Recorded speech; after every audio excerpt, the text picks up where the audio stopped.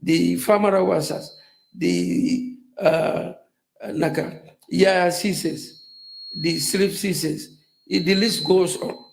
And they worked hard to give us what we have currently.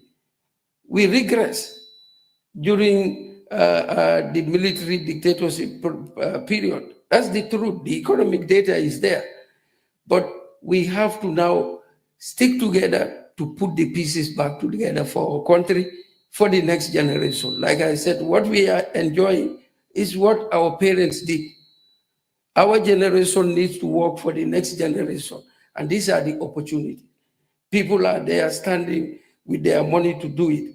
But we thought in the central bank, like I said, we've seen remittances figure and we've seen FDI figure. We said, let's approach the diaspora and Gambians, and then we take projects like this. These are viable projects for us to all put our money. We own the road, and then we create an asset that will open up the economy, and economic activity will increase. When economic activity increases, incomes grow, and then poverty is reduced. We have to move our country from low income to middle income. And the project that the government have is not to move from low income, but to move from low income to middle income country, but upper middle income country. The consultants that did the study for Gambia, they left Gambia and went to Cape Verde during Sadawda Jawara's government. And they did the same study, project document, I would say, study and project document for Gambia. They left there, they went to Cape Verde. I was in the central bank as a junior clerk then. I was working with the HIID team that were at finance. He was at finance. My deputy was once at the Ministry of Finance. But what happened to our determination? The Jawara government implemented that 3 months, the coup d'etat happened, and we were stuck. Cape Verde, fortunately, were able to implement theirs from A to Z, and they moved from low income. Anybody can check this out. Cape Verde is an upper middle income country now. We missed the opportunity. But there is always a second chance. And that second chance is what we are trying to put together. I mean, increase access to finance opportunities for the country, and we develop our country through creative means. And that's how the development finance at the central bank was born. And we took Alaji Fadera from the Ministry of Finance. He was the director of the planning directorate at the ministry. I worked with him. And he was among the people that worked on the first NDI when the Barrow government came after Yahya Jammeh. The first NDI, it expired. Again, he was the brain behind it with the consultants and his team. They came up with the second NDI, that is the current one we are trying to implement. NDP, sorry, I keep on saying NDP, National Development Plan. Yes, the NDI. This one is called the Green NDP, the Green NDP. So folks, we are here to give you that opportunity, give ourselves the opportunity. Even people in the Gambia will buy shares. These are going to be shares we'll issue. And the project is going to be our project. Government is not in this. This is something we should come together, embrace, and we do it. The projects, infrastructure projects that government is doing, those are social infrastructure projects. Currently, 1,200 kilometers of roads the government is trying to complete for the citizenry of Gambia. Hakalang is going to be complete. I think the scheduled date is to complete it before the next independence celebration. The Sankandi Road, which is Kiang all the way to where in Jara, Karantaba. And that is 80 something, because I remember when these projects were put together was the PS at finance. One is, I think, 84, 86, and 88. The other one is at Salum, around Sabah Sanjal area, all the way to Bambali. These are government projects. They are social projects. Those ones you cannot tolerate. We owe it to our people to be able to move between villages, health centers, from farm, goods are moved to market, people are able to move around the country, just like P.S. Loom said, in the US, you can live miles from your job, but you drive to every day, go and come. because of the road infrastructure network that is there. We want to do the same thing, but we have to be strategic. Like I said, we don't have money and we don't have borrowing space. So where is the money going to come from? It's through initiatives like this. We have to be creative, Gambia, and Africa for that matter. The opportunities are now shrinking on us. We used to depend on the developed nations. Developed nations have their own problem. Let's look at what is happening in the US here. They are trying to now deal with their challenges here. So how will they now think about Gambia giving us millions of dollars of overseas development assistance? Those things are coming down, reducing. So we have to find for ourselves. And in trying to do that, to solve our problems and our challenges, we have to have this dialogue. That's why we at the Central Bank of the Gambia said, the social projects, let the government take care of that. And the government did something wise that has never happened in the history of the Gambia. In 2021, when the budget was done, the supplementary budget in August of 2021, government went to the National Assembly to get supplementary budget appropriation approved. And in that, they put it in money from our revenue for these three roads that I mentioned, Sankandi, Hakalang, and the Salum area. 30% of those projects was put in the ASP. Is it called, P.S. Abla, help me here. Is it SAP, supplementary appropriation. It was put there. And then 40% of those roads were put in the 2022 budget. And then at that time, Honorable Minister Mambure was the minister. And he said to the team, now 70% is available. This was done in collaboration with the Ministry of Infrastructure. At that time, PS Modsise, who is now Chief of Staff, was PS there. Now the other 30%, what is going to happen? So government tested the market then. So they issued 400 million bond. They call it infrastructure bond to test whether the money is with the private sector. And then 1 billion came after that 400 million. So by the time everything was put together, the government was able to raise $2 billion. And then that assured government that 70% is from the budget, where the road construction was going to take 2 years. Even if the contractors work ahead of time and finish it, there is $2 billion to pay for the remaining 30%. And for the first time in the history of the Gambia, government is building these three roads, not less than 84 kilometers to 88 kilometers. That's the range. With our tax dollars, no loan from anywhere. With that, the central bank looked at it and said, okay, let the government focus on social projects, the ones that are viable. And His Excellency Ambassador said here, there are other projects that are coming after this. But for now, this is the priority. You will see on the video, when you close walk from Banjul, by the time you get to Westfield, around the Red Cross area, before you get to Brikama, it can take you 2 hours or more. And if you are coming from Brikama, it's worse. And the taxi drivers are taking advantage of that. They will pick passengers from Brikama, drop them at Farato, that's a charge. From Farato to Yundum, that's another charge. From Yundum to Lamen is a charge. Lamen to Tabokoto, they pay. Tabokoto to Westfield, Westfield to Banjul. It's tons of money. And the time wasted, the wear and tear on our vehicles, the fuel that is consumed, because that fuel we don't produce it, we import it. And we at the central bank, we know how much that takes of our foreign currency. And it has to be there. In the Gambia, we feed on few things. Fuel is number one. We cannot afford not to have it. The economy will come to a grinding halt.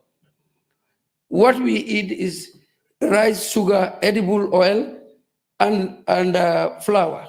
These are basic commodities that the government monitors and will keep statistics of the stock there, because we learn the hard way during COVID. The stock that we had, nobody in the world expected COVID, and all doors were closed. So if it had gone beyond the period that the world was able to get hold of that monster, there would have been food scarcity in the Gambia and in most African countries. And that's why the central bank also worked with banks and businesses to provide access to finance for that food import to happen and for fuel to come.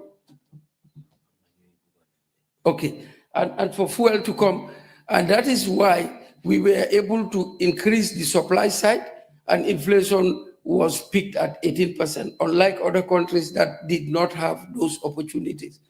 But coming back to this investment, the investment is viable, and that's why we want Gambians to own this.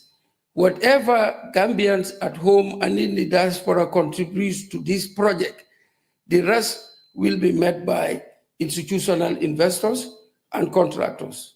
So this road financing is assured, is guaranteed. But folks, we want to own it. I told you the one in Dakar, from Bolt to Dakar, is EFAS who put their money there. It's a French company, and everything is going to them. So we learned from that. We said, look, we can do it. Let's get Gambians to do it. And the remittances that is coming will contribute to increasing our gross official reserves. When our reserves increase, the supply of foreign currency increases, it matches demand, the dollar will be stable, and the dollar will appreciate. It happened in the Gambia. I was there. The economy crashed in 2002, 2003, through fiscal monetary policies and structural reforms. By 2006, the dollar was at $30 per dollar. By 2006, when those policy benefits kick in, the dollar appreciated from $30 to around 18, 19. We at the central bank had to save the banks because they bought those dollars at 30. Now it appreciated, they have to sell it at 18, 19, 20. They were going to lose, and the banking industry was going to go down. We reversed policy and artificially depreciated the dollar for it to go to 20-something, to also meet them somewhere halfway, because they know those policies were going to derive those benefits, but they did not believe us. And when it happened, they had to take the hit. But in the interest of time, the NDI holds the strongest potential to increase remittance inflow through creating bankable strategic investment policies like this one. This will also contribute to enhancing the exchange rate stability. I've talked on that. The improved road infrastructure will boost economic activity and productivity, which positively impacts overall macroeconomic stability and growth. And there will be shared prosperity for all of us. Well, I don't intend to make my remarks long. Unfortunately, they are already too long. But I will now yield to my First Deputy Director to now take the floor. The promotional video will follow, and then the presentation will proceed. With the promotional video, and then he will make the presentation. And then we'll have question and answers. Please don't go home early. This is an opportunity for us to talk about our country, our economy, and how we develop our economy. What is lacking in our country? We are not talking to each other. We are not having dialogue. And when we talk over each other. We are not talking to each other. We have to stop that and talk to each other. We have to communicate. With that communication, we will have solutions for the challenges of in our country, and we will develop this to move it from low income to upper middle income. Thank you very much. Thank you, Governor. We will now play the promotional video. Have you traveled on the Westfield to Tabokoto Road lately? Have you traveled on the Westfield to Tabokoto Road lately? Have you experienced the traffic jam along the road? Have you noticed the persistence of the traffic jam? Above all, have you experienced the inconvenience that accompany you as you navigate your way through this traffic? It can be both costly and frustrating. Well, imagine having an alternative route to this congested Westfield to Tabokoto or Westfield to Birkama Highway. A bypass from Sting Corner to Mandinaba could greatly reduce traffic congestion in the greater Banjul area, significantly improve travel time, reduce cost for passengers, improve safety, and scale up environmental benefit. Plans are underway to build this bypass and make it a toll road. An analysis has shown that those who invest in this toll road can recover their investments and potentially make significant profits. The bypass could be financed through National Direct Investments, NDI, and complemented by Foreign Direct Investments, FDI. The NDI is an initiative that would create a platform through which national savings of both residents and diaspora Gambians are channeled to finance strategic development projects that are of national interest and can generate revenue. The bypass will have a self-financing capacity, operated through user charges, and a strong incentive for participation from a financial viewpoint. In case you're wondering about the management of this project, here's the plan. Representatives of the investors will be part of the board of the Special Purpose Vehicle, or SPV, responsible to provide strategic direction and oversight. In other words, they will be responsible for overall governance and decision-making.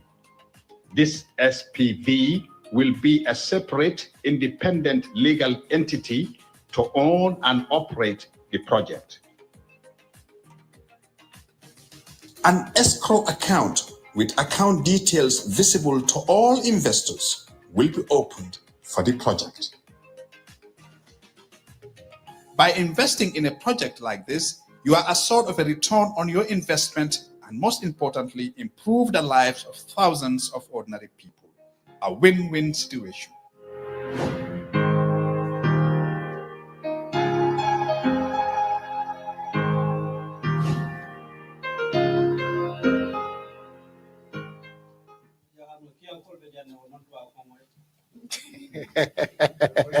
Don't worry, Jarankol be karandilale. Experience the traffic jam along the road? No, it's good. Have you noticed the persistence of the... You can get the mic on. Pa? Yeah, you can get the mic on. Do you want the individual? Do you want to hold it? Or you want to use this one? You want to use this one? Okay, Pa? Can you turn the light back on?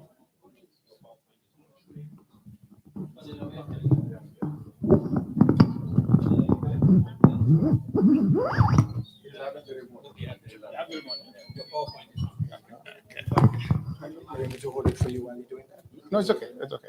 I think I can do this.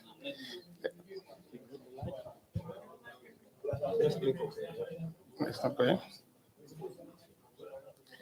Can you? Okay.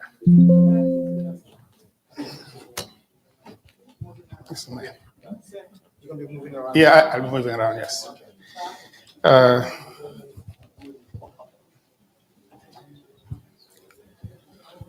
Good evening, everyone.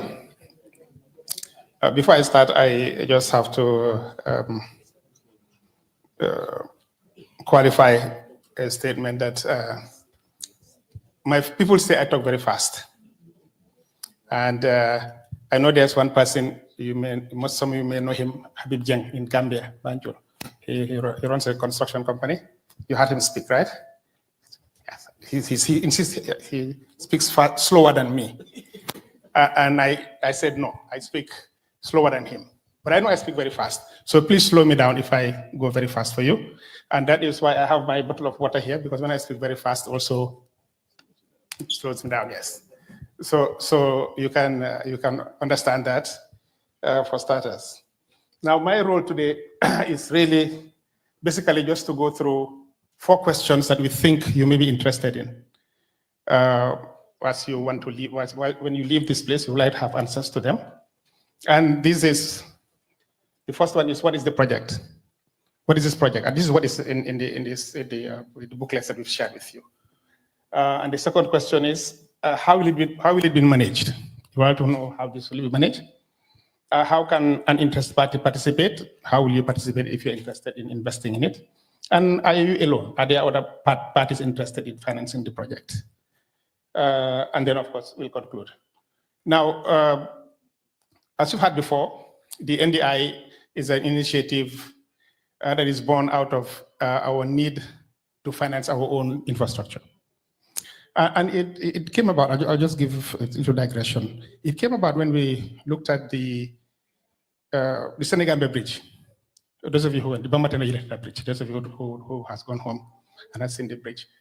It costed $93 million. When you Google it, you'll see $93 million. Eventually, I think by the time it finished, maybe a couple of tens of dollars was added. But let's take $93 million. And then we said, if you take $93 million, and some of you will remember that this bridge has been in the plan for a long, long time. Even time of Jawara, the Senegambia Bridge. We used to call it the Trans-Gambia Bridge at the time. But there was no financing. We didn't have money for it. And luckily, when in 2018, I'm not sure of the dates, but PS Jalo can confirm the dates, we got grant from African Development Bank to build it, and then with some government contribution as well. Now, and then we said, we waited all these years to get this bridge. But what if we had tried to build the bridge ourselves? If we had 2.3 million of us were there. Now, the latest center is 2.4, but when we were doing this, it was 2.3 million Gambians. And we said, if 2.3 million Gambians were to finance this $93 million bridge, how much would it cost each of us? And can anybody guess? Yes, you can use a calculator. Yes. 93 million divided by 2.3 million. Thank you. $40. Yes. Would have costed each and every one of us $40 to build that bridge, the Senegambia Bridge we now see. But you can say, okay, now not every Gambian can afford $40. We're in America, we can afford, but Gambians, the other Gambians in the Gambia may not be able to afford it. Then we say, okay, let's take 5% of the population. 5%. Now, 5% of 2.3 million is 115,000. Now, that is less than the population of Serekunda. Serekunda is, KMC is almost 340,000, right, Pamodo? About 240? That's Pamodo? 382 million. 282,000. So we want less than that, less than even half of that, 115. So forget Bakau, forget Banjul, forget Basse, forget, thank you, forget Brikama everywhere, just focus on Serekunda, take half the population out, the other half, if you take away 135,000, leave 115,000. Now, help us again. Now, if 93 million is divided by 115, $809. Yes. So if only 5% of the population were to finance the bridge, leave all the 95% out, is 115,000 of us, then each one of us will have to contribute $809, less than $1,000. And I'm sure when we were doing this thing, it was around Tobaski time. And so you remember, you are here, but when you do Tobaski time, you know how much you send home. For the sheep, maybe for your mom, your in-laws, and the clothes, all these things, it gets close to that amount, right? So now what he's saying, now what about if we give you an opportunity to invest a similar amount in the Gambia? And like a bridge, a road or something that can earn you income. And then, so we saw that, yes, it is possible. So that became the genesis of this national investment. We said, And as the governor had said, there was a study done by a colleague of yours, Chano Kebe, that all of you in the diaspora, I was there partly before I went home, we were almost 140,000. So if you need 115,000 for this 809, meaning even you don't even need anybody from the Gambia, you just need 115,000 from the 140,000 Gambians who are outside. And as a result, we said, yes, this is possible. But the bridge has already been built. How can this be? How can we apply this concept? And that is how this bridge came about. And this bridge was in the National Development Plan. The bypass. Yes, the bypass was in the National Development Plan. In the first one, but the one that started from 2016. So we said, okay, now we'll finance it. And it was almost similar, about $92, $93 million. So we said, now instead of having foreign direct investment, as happened in Senegal, now let's have a national direct investment. Us nationals first. And you may find when we go down, you may see where even if there could be a scheme where even government officials, your colleagues who are working in the government could be incentivized and supported to finance significantly on this bridge, on this toll road, for that matter. Now, what is the project? The project starts from Sitting Corner. All of you will know Sitting Corner. From the Sitting Corner point. Now, this is going backwards towards the Mangi, towards the mangrove swamps, the Mangi, and up to Abuko. That's the first interchange. That's the second interchange, sorry. The first interchange, let's take it, this is starting from Mandina. Let's start from here, let's flip this on its head. From Sitting Corner up to Abuko is the first stop. That was the initial intention. But then we realized that if you stop at Abuko, you're just transferring the problem from Westfield to Lemon area. So that's why we said, okay, let's continue on to Mandina Ba. And then that will also connect with the Battle Harding Highway. So this basically the project. From here to here is about 7.8 kilometers. From here to here is another 18, I think. So from the whole distance, it's about 24 kilometers. And the cost is about $152 million from the preliminary estimates that we have.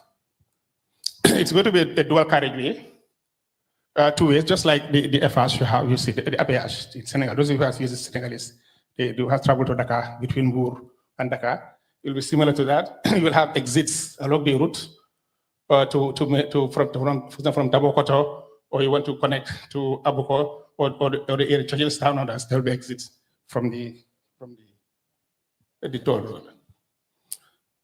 So basically, the route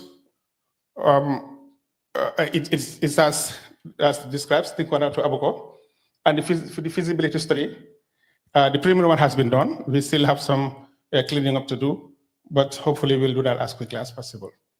Now, the second question is how will it be managed? Again, the governor has mentioned this. There will be an SPV, a special purpose vehicle, that will manage and own the toll road. And this will be supervised by a board. Now, this board here members will oversee the management of the bypass. And on this board here, there will be representatives of the investors. So we'll find out, we are still working on this, but there's not, the fine lines haven't been defined. But for example, just as an example, if somebody invests 10% of the amount, $15 million, then they will have a seat on the board. So what's your name, gentlemen? Modu. Okay, Mr. Modu Jang here has $15 million to invest. He will have a seat on the board. And this board here will oversee this management of the SPV on a monthly basis. It's not every 3/4 month or every 6 months, on a monthly basis, because this is something we're all working through and learning and going through. So, but maybe Mr. Modu has 10 million. What's your name? Dua. Abdullah, Matoma. So maybe you have 5 million. So the two of you can put together, all of us. So the two of you can come together and have a representative on the board. So either one person or two of you come together. Or 10 of you contribute 15 million. or as a group collectively, Seattle contributes 15 million. And then they have a representative on the board. So this person will be overseeing whatever happens here.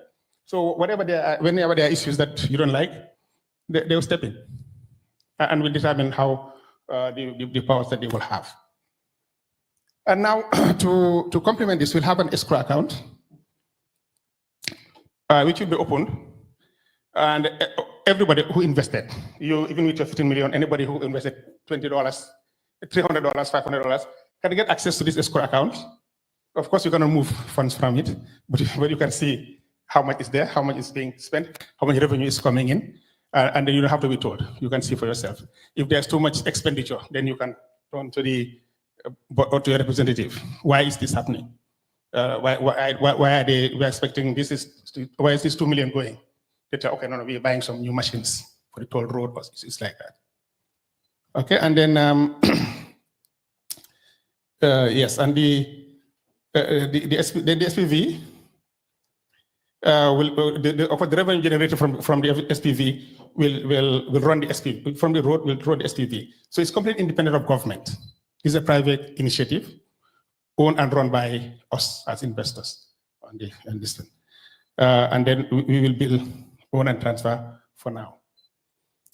How can an interested party participate? The SPV will be listed on the Gambia Capital Market. The capital market has been launched in the Gambia. Some of you may have known that in the Gambia you can buy shares. We are deepening its functions right now. But by the time we float this SPV, it will come back to you and share the information how to do that. And when you buy the equity in the SPV, it's transferable. You can sell it, you can give it to your children, or you can do anything you want to do with them. And there's no restrictions on equity ownerships. There are no restrictions. You can own us. If you have 20 million, you can invest. If you have $200, you can invest. And finally, the last question is, are there other parties interested in financing this project? This is to answer a question, whether are you alone in this new experiment? The answer is no. There are many financial institutions that are interested. Many parties are interested. Financial institutions, including banks and non-banks, already expressed interest to us that they will finance this. The Africa Finance Corporation is a corporation that is big in financing infrastructure in Africa, all over Africa, in building bridges. And one of the senior vice presidents is a Gambian. And I think there are a couple of Gambians working in there too. They are based in Lagos, but they finance in Africa's, in Benin and all these other countries. And they're interested also to finance, to be partners in this road. There are private contractors who are also standing by, ready to finance. As Governor had said, they said they would finance the whole thing. We said, no, let's give Gambians a chance to own this. And so that becomes our property for posterity. And then there are also some other institutional firms that are interested in doing this. Okay. Now, if you go back to the example we started on the bypass, on the bridge, the Senegambia Bridge, that was the genesis of the NDI. If the road is estimated to be, by the way, this is the Battle Harding. We are not claiming this to be the toll road. It's the Battle Harding, so you will understand. Who has gone to Banjul has seen this road. That's the Battle Harding Highway. So when we just signed, it was so beautiful that we just put it here just for illustrative purposes. Now, the cost is 152.53 million. Now, if each Gambian, now we are 2.4 million Gambians. If everybody is to contribute, it would cost us $64 each to contribute. And that's every $70 into the dollar is almost $4,500 LSs. And if it is 10% of the population, then it will cost each of us only $636 to contribute. But again, we will keep on thinking through this to see how to make it as easy as possible for people to contribute. Because we did a quick arithmetic and we looked at the salaries paid to government officials as a whole. And 1 by 6. So you have 1 by 6, you give one month salary and you pay for 6 months. Now, if they're given 2 by 12, they double their salaries and ask them to invest. If you put all of it together, you will get almost $14 million. And that could earn them a seat on the board if you use the 10%, slightly below 10%.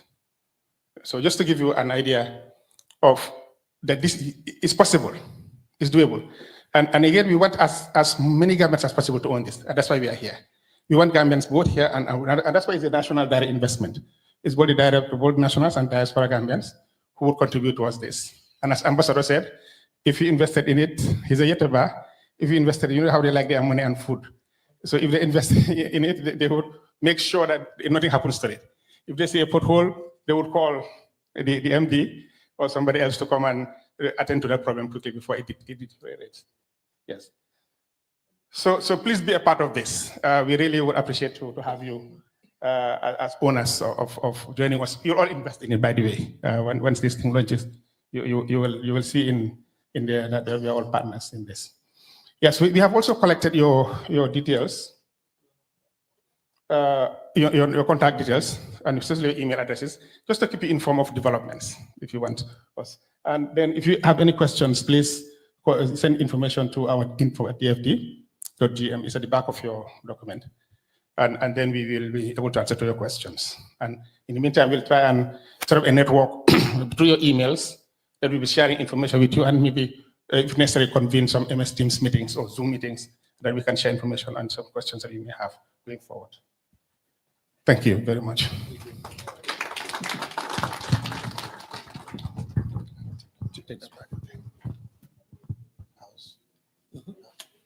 Okay, so now we are at the most interesting part of this session today, and which is the questions and answers. And I'm sure that some of you have some very interesting questions. So we will open the floor now for the questions and answers, right? You ready? Okay, so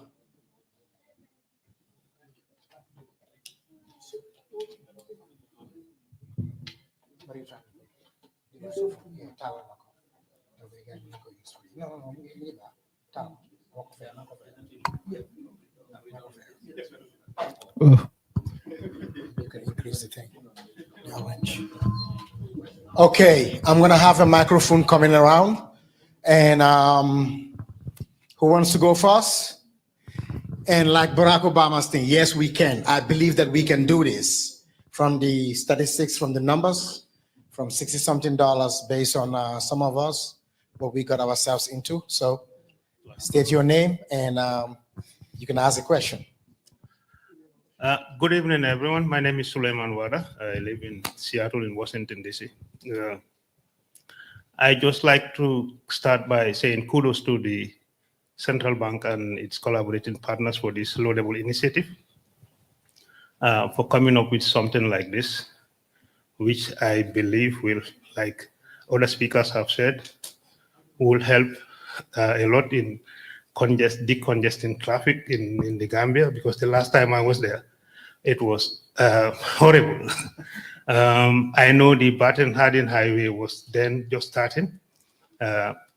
When I was there before I relocated here, it used to take like 15-20 minutes from the turntable, because I live in Buffalo, to the traffic light in Bacau.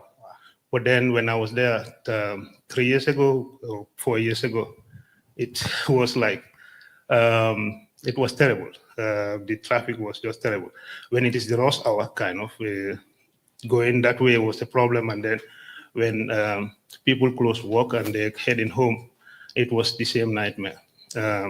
So for that matter, I would say congratulations and kudos to the Central Bank for coming up with this initiative. Well, it's a great thing that they realize that foreigners are coming in to invest, and then in the process and in the returns that comes with those investments, now they want Gambians to own that the asset one, and then the return stays in the country. Well, my question is, how soon will this project kick off? And then, like, what's the timeline? When can people start contributing or expressing interest that we are going to contribute? Thank you very much. Thank you very much. Okay, can we have one more question so we can consolidate them. The microphone, somebody needs it here. Where's the mic? Oh, it's over there. Okay. Good evening. My name is Modu, and I'll just echo what the previous person said. My question is in three folds. One, where is this project insured? How do we ensure that our investments are insured in case of something similar to COVID or any other economic decline happens? Two, how is the stocks going to be valued? And what will be the return in percentage interest? If I spend a particular dollar amount to buy a stock, what percentage of interest will that yield me to? And three, what management system, especially personnel discipline, will be in place to ensure that there is efficiency and also there is reduction of waste? Thank you. So he has enough questions. One more here.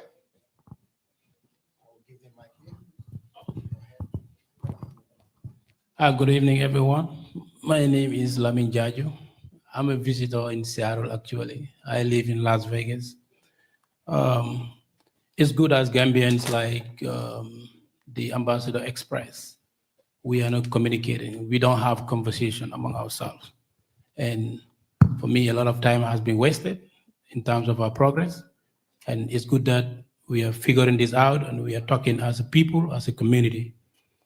It's important, like our technicians, we begin to think domestically. Our solutions are not always outside.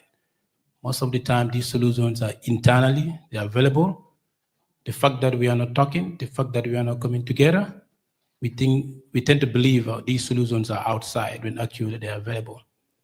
And the justification in the video are very compelling. They're very convincing. The cost-benefit analysis, the return, is very viable. We can see it. The multiplier effect goes beyond the economic aspect of it. This is going to have a huge impact when it comes to a lot of other social activities, social return. My concern is a little bit, when it comes to your presentation, you are making reference to the end result, like when the project is already implemented, the management, the income. Where am I as an investor at the initiation of this project at the beginning, during the implementation process? Because if my money is going into the project, I want to be part of it at the initiation, at the implementation, so that I can monitor, I can evaluate, I can see, do I even have more interest to continue with this project? I wouldn't wait at the end of the day to wait until the project is completed to be at the receiving end. I want to be part of it. If my money is going there, I want to be there day one. And I don't see myself in the project. I only see myself after the project is completed to see whether income is going to come or not. Thank you. Thank you. I think you have enough questions to answer, right? So let me start with you. Right. Okay, thank you very much. Sorry, Mr. Wada. Yes, how soon will the project start? We still have some work to do. As you've seen, I think when you look at the bridge, the route, I didn't emphasize on that, but when you look at the document, you'll see there are three alternatives from Mandinaba to Abuko. Three alternatives, I think it's 2A, 2B, 2C. And between Abuko and String Corner, there are two. So we haven't finalized on which route to take this. This is a feasibility study that has come into, so these are the options that are available. And we just took the most expensive, the middle expensive one. There's one much more expensive, but we took the most we thought reasonable. There's 153 million. Now we still have some work to do to finalize those numbers.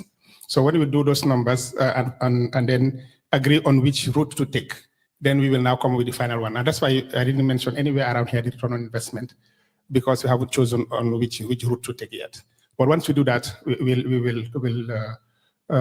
share that on the website that I've mentioned that we'll build. In terms of timing, I think to be very optimistic, we're thinking maybe towards by the second quarter of next year, there'll be some more significant progress to it. And that's why we've taken up your contacts that you'll keep you posted. Now, on the question, on this modest question on insurance, I'll get some. I will leave with finance and NRA, maybe if they can answer about the insurance. On the about the stock, let me just answer this stock here and then we get back to them. What is the value? What is the stock to be valued? What is ROI? That's why I said right now we are still sitting on the working on the numbers. So eventually at that time we'll get to the value of the share value as well as return on investment. The management system to ensure efficiency. The SPV, by the way, will be managed by the most competent Gambian. We'll advertise the position.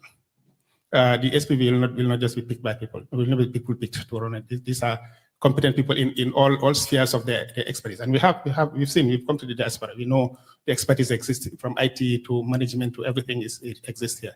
So we will advertise. And if you're interested, work in it, you come. Sometimes you may find it that working here may be more beneficial to you and your family. But we will give you an opportunity to be represented, like I said, on the board. So that will enable you to see what is going there. So but we will definitely invest in the most efficient system. And we are trying to that's why we're trying to show you transparency of having an escrow account, having we be represented in the board, so that you will be able to see that this is being effectively managed. If there's any problem, you will know at the very early. And I think the same answer goes to Mr. Jaju. Yes, if you invest in it, definitely we expect you to see from the construction side, and that's why we are saying the escrow account is there. You will see as the money is coming in, how much you are investing, have your money in there.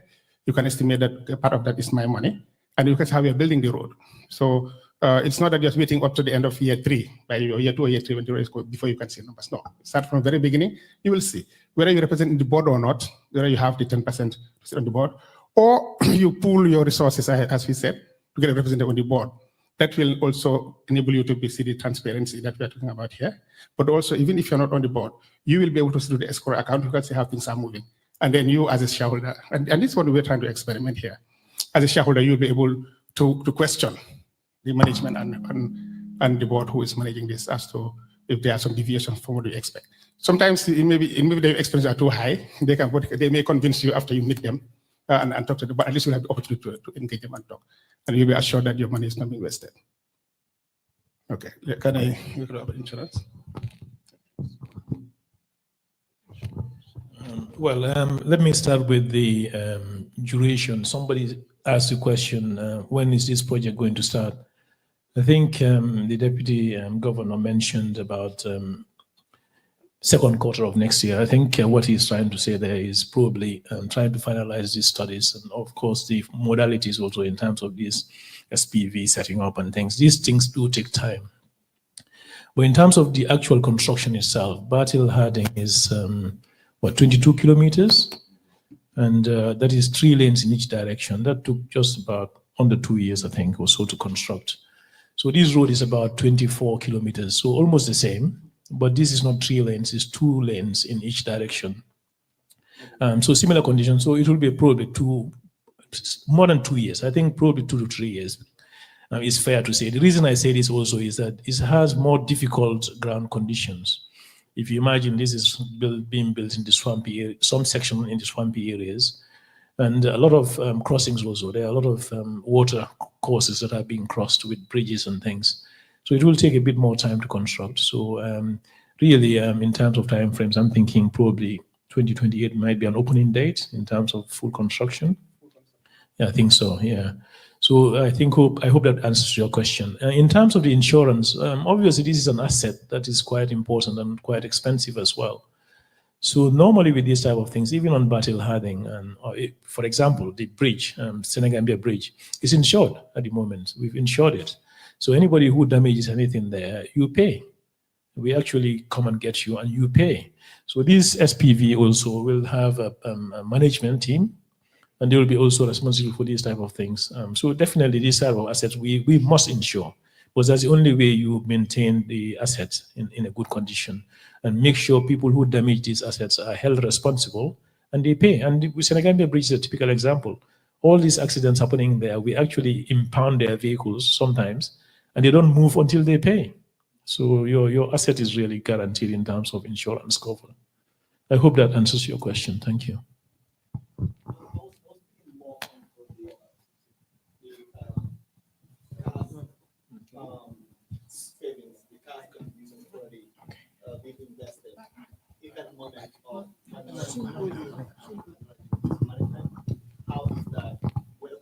Who in-source that? Is it something that the central bank in-source, or is it something that the government of the Gambia protect? So sorry, if you can repeat your question, please. I'll give you an example. At the state level, the state is self-insured. So all the physical assets of the state and the cash flow is insured by the state. So in this investment, while the project initiation is going, how is the investment insured? Where does it live? Is it something that central bank insured, or is it the government of the Gambia that gives it back in? And to ensure that there is risk mitigation and to ensure that there is that flow back when something happens on the investments. Maybe we don't get you very well, but I can tell you that in any feasibility study, the risk associated to that project, they don't only do an assessment based on the risk and return relationship, but also the study will also contain all the risk associated with the project that may constrain or affect the implementation of the project, or that may scale back the performance of the project. So those risks are normally evaluated during a feasibility study, and the risks are also classified, whether this is high risk, medium risk, or low risk, and mitigation measures are also identified against each of the underlying risk. Those things are always done in feasibility studies.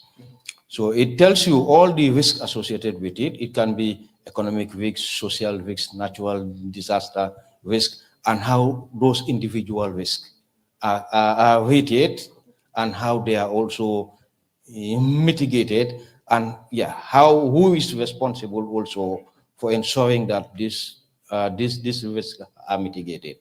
Those things are contained in the feasibility study of any project. Yes, but as far as I'm not sure whether I'm clear with your concern, but as far as the timing is concerned, they have explained that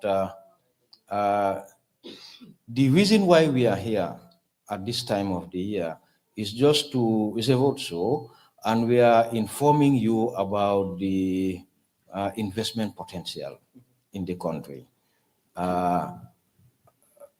And this will help you, if for interested investors, to see how you can realign your investment plans. Because we don't want to surprise you. We just go right at the middle of the year, for instance, and tell you that, we have a new project and we want you to invest immediately. Those things will not be fair to most of the investors. And if we surprise you, we might end up getting other investors that are not ideally what we want. And this is the reason why we are doing this so early, to inform you about the investment potential, and secondly, to help you, to give you more time to plan ahead in case you are interested. But for insurance, all investments are insured. Even the Senegambia Bridge is insured. And for the issue of the efficiency that has been raised, especially by you, that's the reason why we are taking the private sector dimension of it. This will not be managed by government. Take the Senegambia Bridge, for instance. This will be managed by an international firm. They hire an international firm to do the O&M, to manage it. So the reason why we are allowing this to be private sector managed is to benefit from that efficiency that we are talking about. This will not be run by government or any other public entity of government. So allowing that private sector participation gives it that benefit of efficiency. Yeah.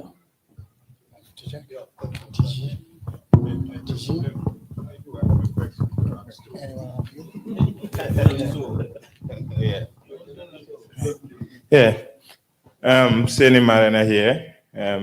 Thank you for the invitation. I have a question with regard to this ambitious project. Rule of law, good governance are so investors all over the world, because at the end of the day, they will be like, yeah, if anything goes wrong, we go to court, and then we'll be assured that justice will be done. I just want to know, what assurance are you going to give to Gambians who are willing to invest back home, considering the growing insecurity and also a lot of concerns with regards to, diaspora participation in the political affairs of their country? Just an assurance. And secondly, you talk about the project being an independent of the government, like you guys are just facilitating it. Do you think, don't you think it's a duplication of the work of the Social Security? Because a lot of people put funds in Social Security. At the end of the day, when they retire, they need to get those funds. But we have seen, classical example with the former government, where, the office of the presidency, withdrew a lot of funds from Social Security and left pensioners with nothing. So these are just concerns, how prepared are you guys to avert a situation like that prevailed in the previous government? Thank you.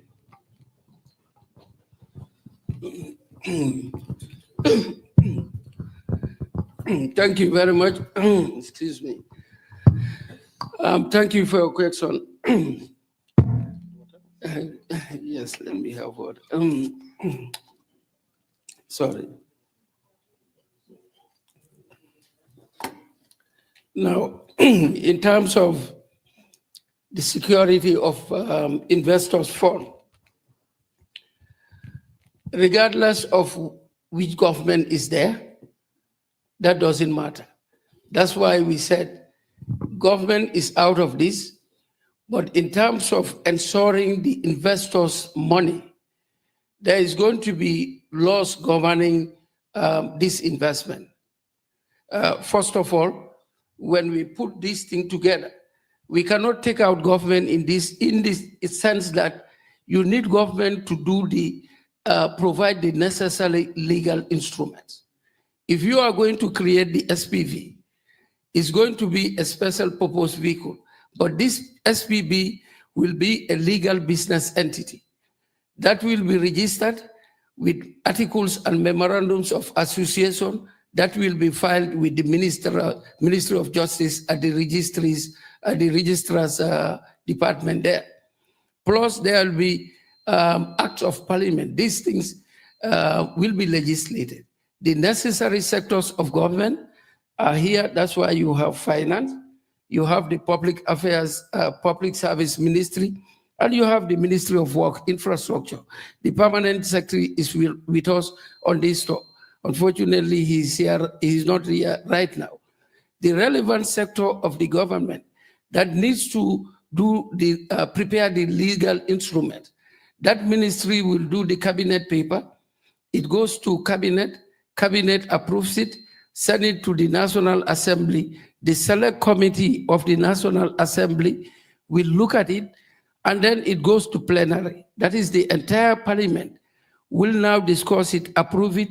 Once it's enacted into law, is signed by the president, gazetted, it's law, and the investment is protected. It has happened even during Yahya Jammeh's period. Those people who invested, and like you, what you refer to, when this government came, they took responsibility of those obligations. And some of those represented obligations, we are all paying for it. I will give you an example of the 30-year bond that we are holding at the central bank. Because of what happened in the banking sector, after Yahya Jammeh regime left, the government cannot just disown those things. Government took responsibility of those, and the central bank provided the resources to give back to those investors, and then government took it as a bond, 30-year bond, that all of us are paying for, Gambians. And that is why we are into this. We've learned what happened the hard way. And that's why we want to make sure, like MD Sanyan said, and my deputy governor said, we are on a roadshow to inform you, but we'll make sure the risks that the gentleman mentioned are all mitigated. And this has to be through legislation. It doesn't matter which government is there. It doesn't matter the security of the country that you mentioned. This has nothing to do with that. Once these articles and memorandum of associations are prepared, the legal entity is created, whatever name it takes, it manages this asset. So even 10 years later, something happens, these are the property of investors, the legal instruments are there, and if they go to any court of law, it's their property. Like any investor in the Gambia, it doesn't matter whether it was Jawara time, those investors are still doing their business. When Yaya came, they are still doing their business. Barrow is there, they are still doing their business. I can give you business owners. And those are private sector small investments. Much more business investment like this. Government has nothing to do with this. They don't have shares. The money we are spending on this roadshow is going to be in an escrow account. It's Gambian people's money.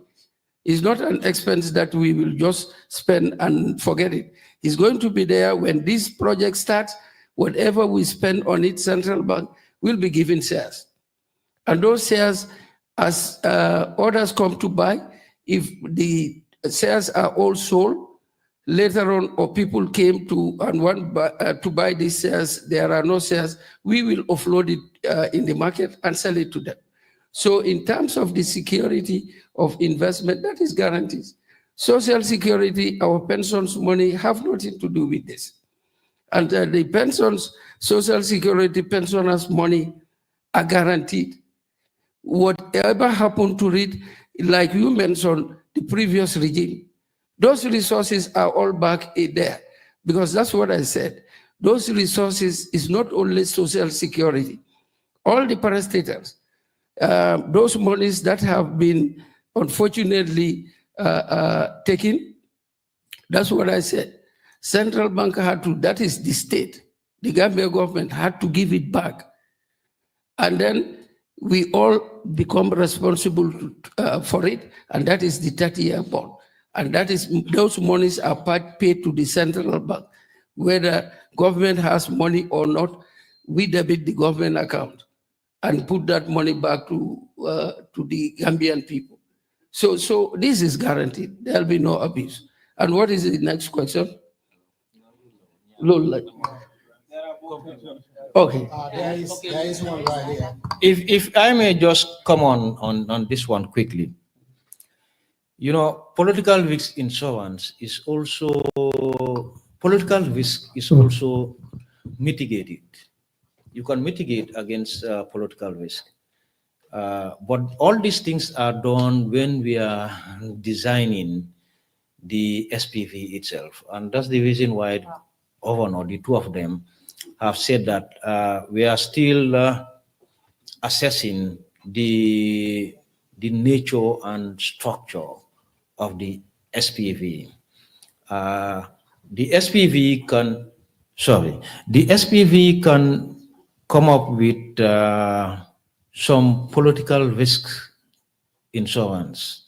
In other words, or even negotiate for that before it is fully established. The reason why I'm saying this is that in most situations, but these things are mainly prevalent in concession agreements, where the concessionaire can negotiate for political, when there are political risks that materializes it can result in certain kinds of compensation to the concessionaire. But we are doing a lot of detailed study on the kind of SPV that we want to establish. As I have said, this is just a roadshow. We will come up with more details on this. You did raise the issue of social security, and as we have said, this is going to be a private company, and it will be run privately. And if there is any, and because it will be run privately, it's going to be a company that can sue and be sued. So it can take our government to court if it deems that there is some interference that is taking place, or some actions taken by government has undermined the performance of the asset itself. It's going to be like a company that can sue, and like any other private company, as the governor has stated. Yes. Okay, we have a question here, right here. Assalamu alaikum. My name is Mariama Cham. I have a question, and I think it's more piggybacking on what the brother said about insurance. I think he meant assurance. So if you put all your eggs in one basket, what you need is to gain something, not like to get assurance that when something happened, this is what is going to mitigate for me to get what I want to get. I think that's what the brother want to say. I might be wrong, but I think, let's say we put all that investment and put it into that road, build the road. Let's say 6 months later, something happened, it collapsed or whatever. So how do we get our investment? So is it like the contractor that's gonna get that road fixed back to the way it's supposed to be, so that we can get what we're supposed to get as investors? I think that would be my question. I'm gonna take one more over here.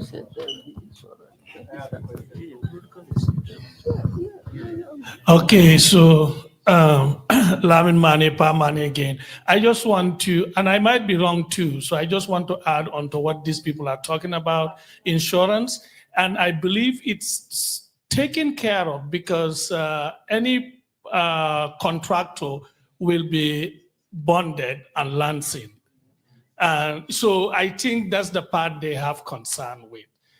So whether that's true. But I just want to talk to a little bit or ask a question, Mr. Toure, the central bank governor. You talk a lot, but more in technical terms. So I want you to break this for us here, some of us who are laymen, because I think currency fluctuation is very, very important in this project. Currency fluctuation and foreign exchange rate. Those are very, very important. I want you to break it down for us, how you're going to assure the diaspora that the dollar C will be stable and competitive compared to other foreign currencies. Because we live in the United States, if we want our dividend, it's probably going to be paid in dollars. So if you can talk to us in layman terms, kind of explain that to us a little bit more. I know you talk a little bit about inflation and how that relates to the whole project and sustainability, but if you can expand on that a little bit, that will be great. The second part of my question is that we have seen these infrastructure projects in Gambia. Most of the time, or let me say Africa, because Gambia, I've never seen such a public-private partnership, but we've seen the ports development project. It doesn't pass through feasibility stage still. It's like over 10 years now. Okay, and most of this is because of poor planning and preparations. We know that, and then costs increase eventually because of inflation. So, can you assure us that what you are doing right now is is going to be sustained and continued, and we will see the light at the end of the tunnel. Because I think this is a good move.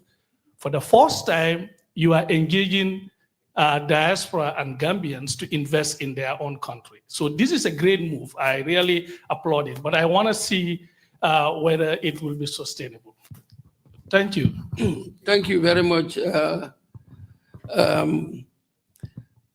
I'll start with the second question, the feasibility studies and whether we'll see this project through. And also the timing matters in terms of managing the cost of the project. I can tell you that with this project, we've really think hard deep on creating this in the first place. And also before we embark on this roadshow, we have to make sure that whatever we are out telling Gambians, that we don't embarrass ourselves, and also we don't soil the integrity of the central bank and the integrity of the Gambian government and ourselves, Gambians, all of us. So the necessary feasibility studies has been done, the financial studies has been done, and this has been done, the contractor, a contractor that worked on Battle Harding did the feasibility studies and the financial studies. And they requested that the cost of that be given to them as shares. So that's an indication to you about the viability of this project. We've been saying that some contractors said they will do it, finance it 100%. And one of them told us, Yan Hamulen Halis Binekasili. And we said, no, we know. That's why we said, no, this goes to Gambians. So those studies that are important to give us an indication on the viability of this project before we embark on this roadshow are there. We just need to, and that is a consultancy firm, an international consulting firm based in Spain. They did the studies for this Battle Harding that has just been completed. And come and see Battle Harding phase 1 and 2. Phase 3 is coming very soon.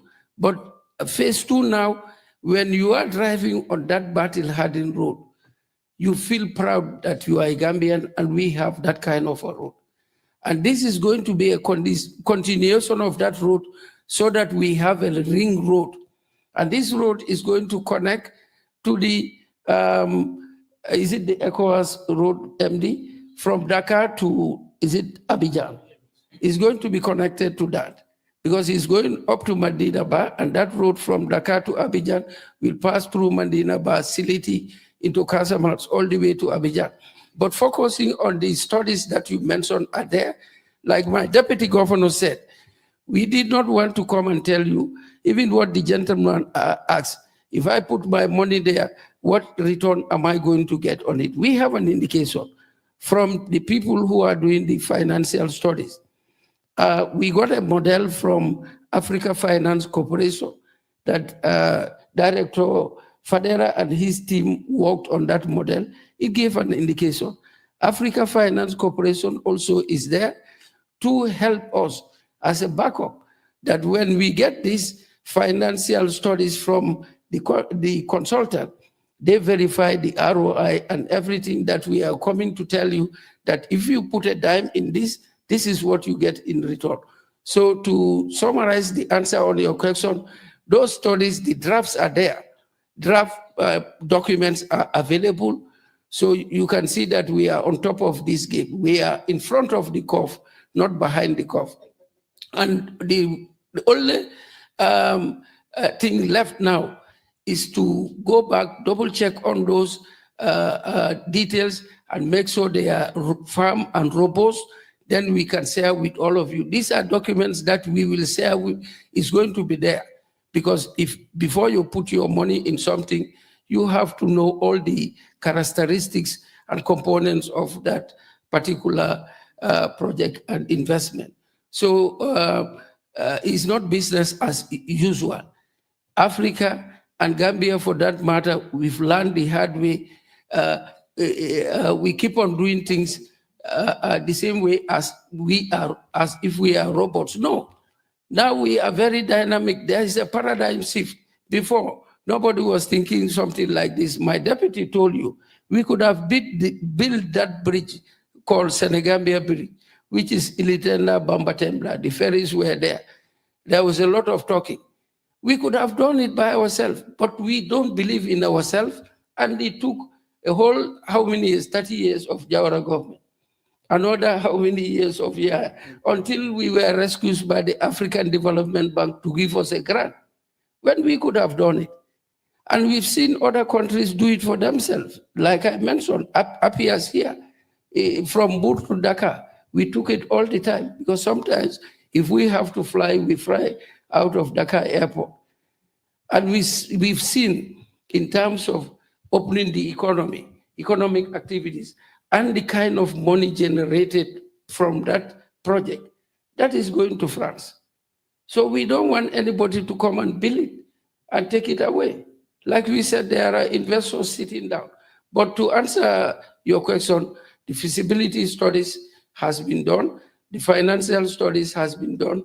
We need to farm up those things and also make sure we work on all these things that we need to do. We are here to interact with you. We are also learning from you.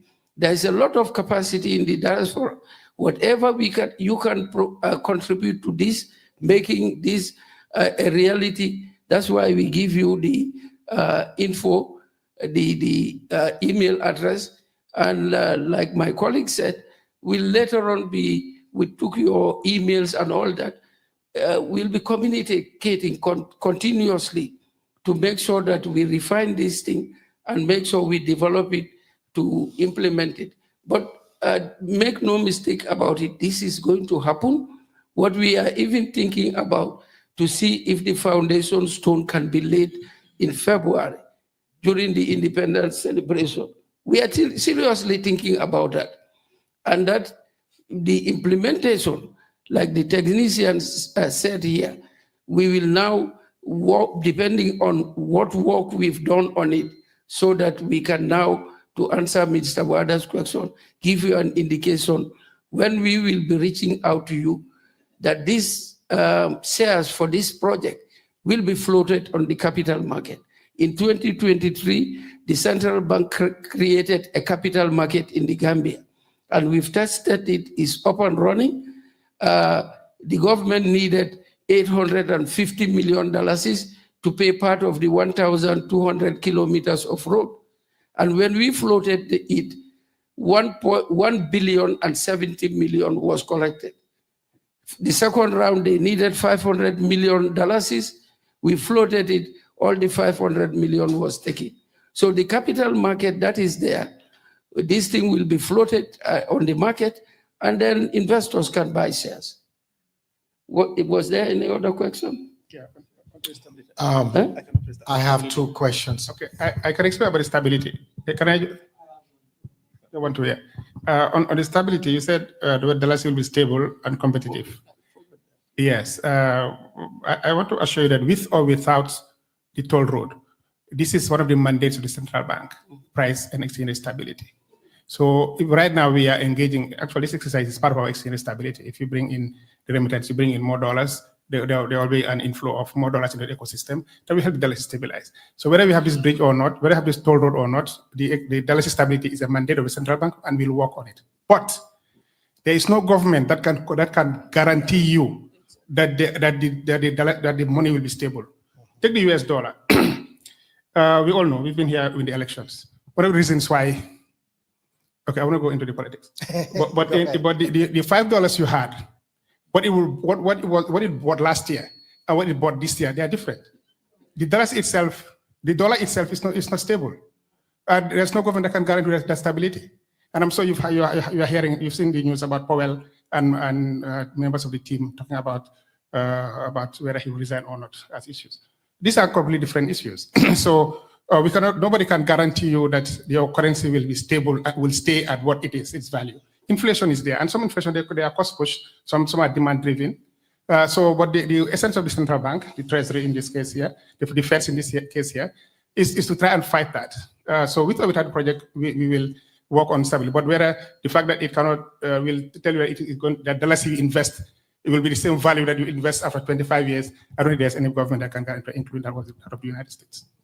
Thank you. I have two questions here. And to support my deputy governor on this strong dollar sitting, I think Gambians, like somebody said, that we talk in technical terms and we should simplify. The mandate of the central bank, as he says, exchange rate stability, is the second number 2 mandate. But I think Gambians, we are too obsessed with a strong currency, a strong dollar, that macho man attitude. What every country works for is not a strong currency, but a strong economy. And the strong economy will deliver the strong currency. That's how it works. Now, in terms of a strong currency, like he said, whoever thought that the mighty pound sterling will be shaken to a point where the exchequer, the finance minister of Britain, lost his job. And it brought down the prime minister also. And what happened? Because the US was fighting inflation, they had to increase interest rates. So the demand for dollar went up because of the high interest rate. Investors were rushing to US to invest. The demand for the dollar went up.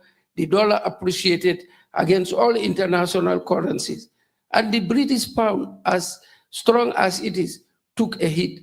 The Bank of England had to rescue the pound sterling by putting over £1 billion into the economy to rescue the pound.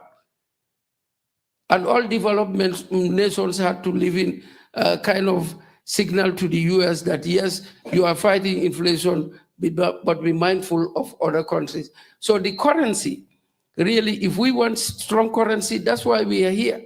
We have to earn foreign currency, supply. The exchange rate is a price, demand and supply. Why the dollar is depreciating? Because the demand is higher than the supply. So we have to produce something to earn foreign currency. The more foreign currency we have, we are able to supply, satisfy the demand. The dollar is stable. I told you what happened in between 2002, 2003, for those of you who were here, when I was talking about the stability of the currency. In 2006, supply increased significantly during 2005, because that's when most of these Nigerian banks that are there came to establish in the Gambia. They brought in a lot of capital to start those banks. I mean, plus other foreign currency inflows. So the supply, and also what aided it, like I said, a strong economy, but not a strong currency. The monetary fiscal policy that were implemented from 2004 to all the way to 2006 also yield some dividends. And the dollar at that time was $30 to the dollar, but it appreciated to around 1890. The central bank data warehouse is there for everybody to check all our annual reports and quarterly bulletins that had those figures. So like my colleague said, not even America can guarantee the stability and the value of the dollar even tomorrow. Nobody can guarantee that. But what we can guarantee is to implement sound monetary and fiscal policies with structural policies to ensure that we have a strong economy that will deliver a strong dollar. But one thing I can assure you, as central bank governor, is that we are working hard to ensure that we have a stable currency that will preserve the value of our income and wealth. Because without a stable currency, we did a study. As soon as you have exchange rate depreciation, it immediately translates into inflation. And to correct that inflation that resulted from the exchange rate depreciation, monetary policy has a lag. It takes minimum 6 months to 18 months. If the policy works early, it will be 6 months and beyond. If it goes the longest, not more than 18 months. And then inflation will be tamed. So having a stable exchange rate is important in terms of having a low and stable inflation. Because like my colleague said, if you have inflation and the dollar, or let's say US dollar can buy you 10 pence, if inflation increases, it reduces the value of the dollar. Now the dollar can buy you maybe 7 or 6 pence. You are getting poorer. But if the currency is stable or it appreciates, the 10 pence a dollar can get you, maybe you can get a 12 pence out of a dollar or 13 pence. So you are becoming richer with the same income, and you can now take your money and now include other goods, not only pens, you can also buy pencils or rubbers, so you become more wealthier. That's the effect of inflation, how it affects your income. That's the relationship between inflation and income and wealth. Thank you. One thing I wanted to add, he mentioned about the import-export, the demand. By the way, Gambia, we're not exporting anything out of the Gambia. Gambian-made products, we do have the products, but we're not exporting. And we are also lobbying while we're here for you Gambians in the diaspora who have the know-how, come into the Gambia, establish something. Like we have the Jalos. He came, we met yesterday. I'm advocating with this guy. Mr. Jalo, by the way, can you start up? Let me introduce you. So this is the Domoda guy. The guy that puts the Domoda in the can. So now imagine having this Domoda being manufactured in the Gambia. And it not only become a demand within the sub-region to supply them, coming to America. We talked about programs about the African Growth and Opportunity Act that Gambia is part of. Gambia is only exporting at 3%. Senegal is at 60%, right? Don't talk about Ivory Coast or Mali or Ghana or Nigeria, who are in the numbers of billions. So we need to also start looking at doing stuff in the Gambia. Let's support the Gambian, especially the agro entrepreneurs in the Gambia, the women. They are there hardworking every day, doing packaging, doing cereal, the cherry, the findi. I had findi for lunch today, with the Domoda. So imagine being over here, having your Gambian findis being in demand, Americans discovering it. How many Gambians do we have in the diaspora? How many Gambian stores do we have in Seattle, in Atlanta, in New York? Go there. Most likely you will see Senegalese products or Malians or Guineans. What happened to the game? You think we couldn't do it? We can do it. And hopefully that will help us export. We're going to go on with the questions. Can I take 2? Okay, I'm coming to you. Assalamu alaikum warahmatullah. Good evening, everybody. My name is Babukal Toure. My question is, on the financial side, do you guys have any specific amount that investors will invest, or is there any, is it open investment, any amount that you have you can invest in? And the second one is, how are we going to be represented if we are here in the US or in Europe? Are we going to have a special representation back home in Gambia? Because I believe there is going to be a board of directors that are going to oversee everything. So this is my question. I have one more. Yes. Okay, thank you very much. Okay. I have one more question here. Thank you very much.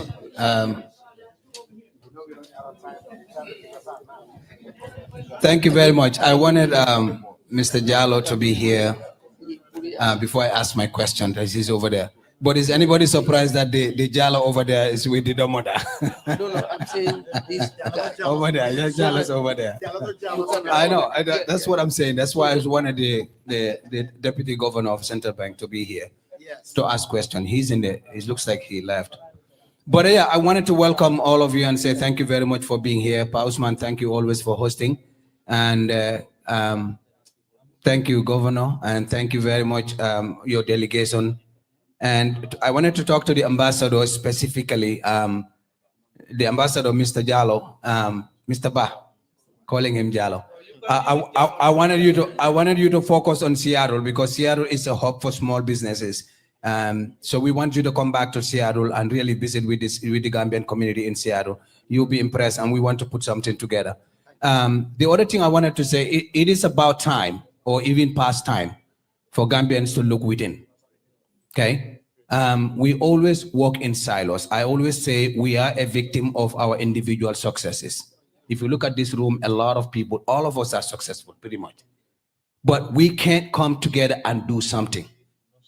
And this is why I'm celebrating that idea of really doing, the NDI, really in a, direct investment.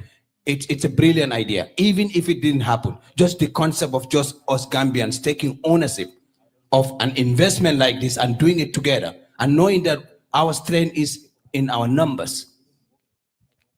Not only our resources, but our numbers. But I also want to say the diaspora should be looked beyond its resources. We have a lot of intellectual manpower in the Gambian diaspora. And I can bet you that this idea of investing is from a Gambian who was a diaspora before, because there are Gambians on the table.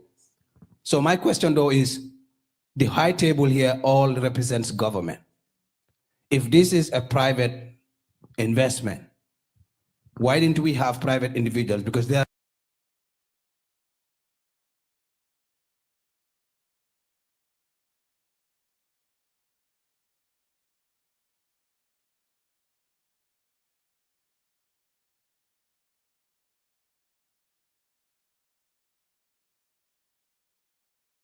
one more question. Thank you. I'll start with your last question. Why are not private individuals on this? This is just a roadshow, and the concept that was born is out of the central bank, not because I'm governor. The road itself has been in the NDP Force 1 since 2016 and is in the current one. It's one of the priority roads. But like we said, the resources are not there. And like you said, Gambians should come together. We think we'll be creative and create something that will generate wealth for all of us. And our biggest problem, like I've said, is access to finance. We don't have resources. Other countries, they export oil. They have mineral resources, gold, diamonds, and other mineral resources under the ground that they export, and they can do big things. We don't have anything. What we were exporting was peanuts. It's no more being exported. So what we need to do is come together and create access to finance and resources, and that's what we are doing through this NDI. The private sector is very much part of this. We were going to come with them. We had some private sector individuals that we are discussing this concept with, and they are willing to invest in this and be part of this. From the concept, we shared with them. And the person who told us, Ian Hamul and Halis Bisineka is a private sector person. But if we want to come with all those people, will be more than you in the hall. The next thing you will say, these people who are here for us to give them our money to invest. Now, if we give them our money, this is what they are going to be doing, traveling all over the place and all that. So that's why we had to limit this. And we have to develop this, creating certain things, even for the private sector. The government have to create the enabling environment. And that's what we are doing. This is not the only thing we are trying to create and give to the private sector. We've created financial intelligence unit in the central bank. The concept started there, We grow it. When it grew to maturity, we gave it out.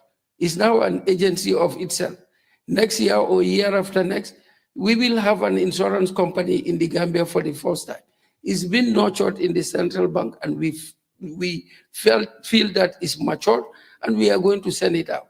Likewise, this thing, the concept developed, is maturing, but we are in it, I can assure you, with the private sector. In fact, there are other projects that this concept is looking at.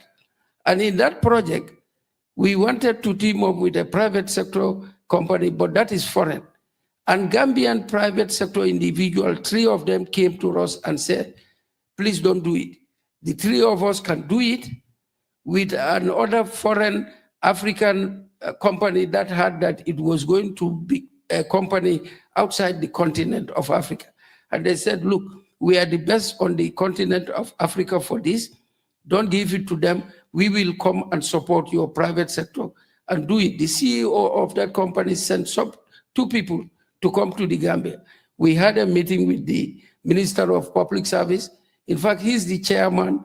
The government set up this private sector development initiative, some cabinet members and other government agencies that are overseeing this. And those people, those 3 private sectors, we had a meeting at their ministry with their minister. And for that project, 3 of them, very wealthy Gambians, successful business people, they said, we will do it. Even those people, we said, no, we are not giving all of it to you. We will open a portion, and that will go to the rest of the Gambians.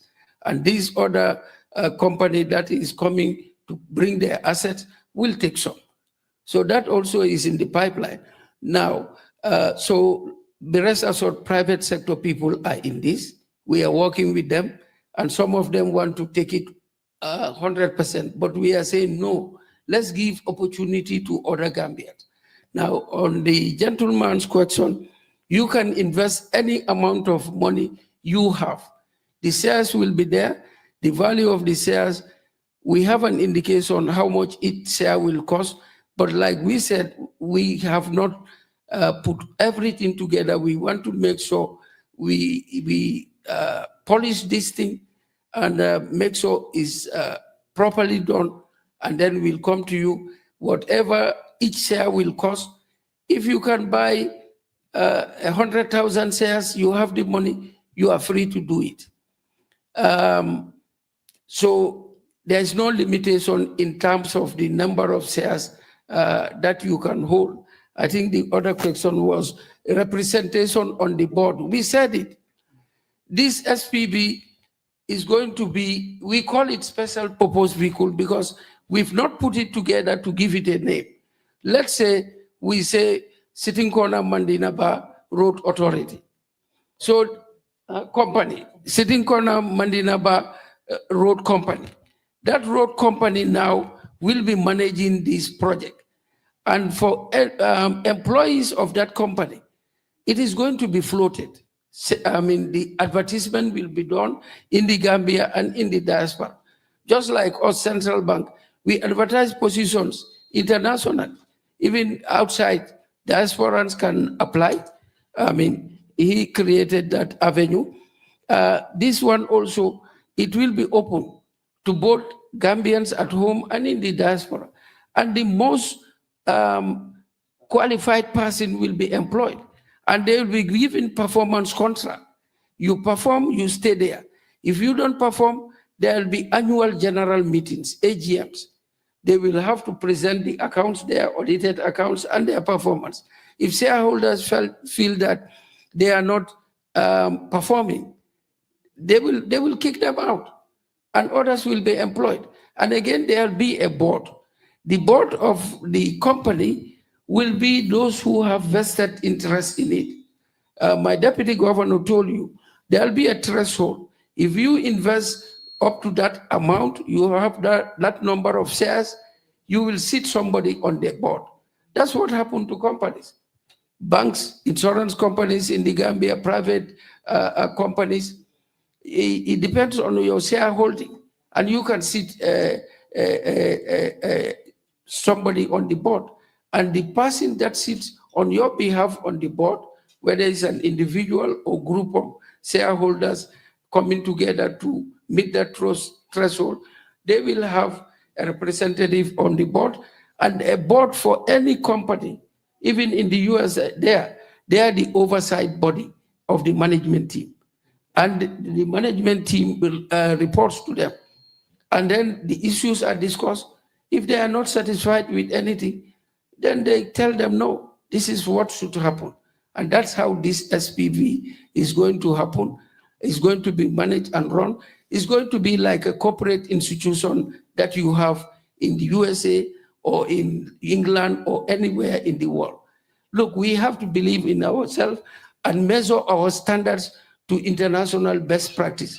And we are assuring you that this body and board that we are putting together to manage this will not go below those international best practices. And that's why we are in this central bank. The integrity of the bank is there, and is the only goodwill we have. And we will not stand that. Because if the central bank goes down, the entire country goes with it. And that is not going to happen, I can assure you. Thank you. Thank you, Governor. Yes, thank you, Governor. Mr. Balne, I've taken note of your invitation to come back to Seattle. I've taken it in good faith. I'll be coming back to Seattle, inshallah. And also, just to add that, you've said that there's everything in the diaspora. There's expertise, there's everything. Maybe there's wealth, there's money for investment. Let us explore it. I said in New York that when the governor said that somebody has offered to build the road and monopolize it, I said, why don't any one of you or a group of you offer to build that road? Or why can an engineer, civil engineer, offer to be the consultant for the construction of the road? And then your input will be converted into shares. Instead of you being paid cash for being the consultant, so the value will be converted into shares and you'll be a shareholder. Just like the feasibility study, that is going to be converted into shares. Consultancy work, expertise also can be invested and converted into shareholding. Again, it's going to be toll road. The US has the best technology. Can you invest in the toll system on this road as your input or as your investment? Then this will be the value of that will be converted into shares. And this will be your investment. So you ensure that you've got the best system with its technology, with its software, with everything tested and so on, and implemented as part of the road system. And then that would be your investment as part of this road project. So there's so many ways of doing this.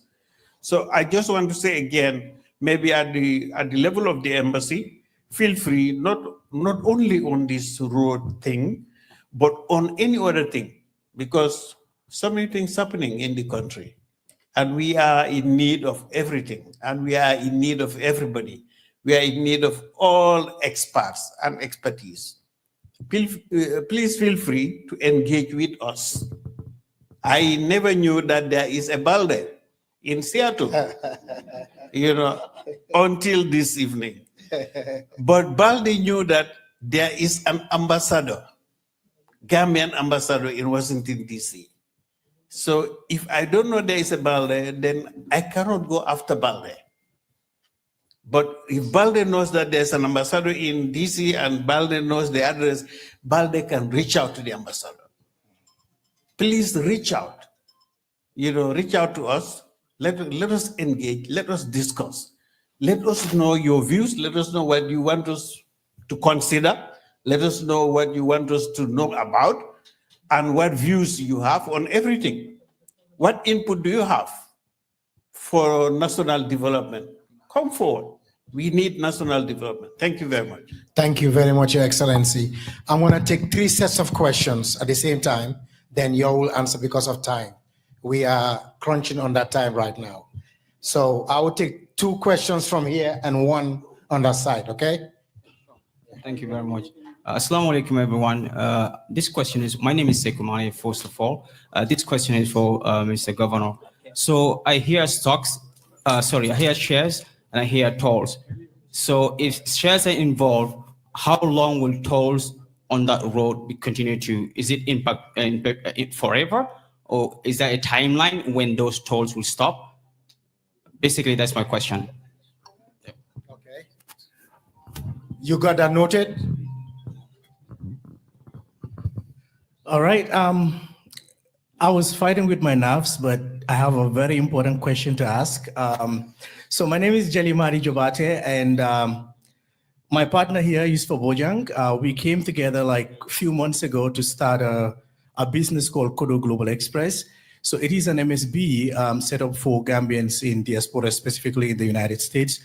Our goal is to help Gambians in America to easily remit money to their families and loved ones in the Gambia. So now we're hearing about the is it NDI? Yes, the NDI, and an opportunity, an amazing opportunity where Gambians can directly invest into an amazing project in the Gambia. And all I can think of is like, how do we mobilize these funds, and how can Kodo Global Express be a part of this? That's just the business side of me.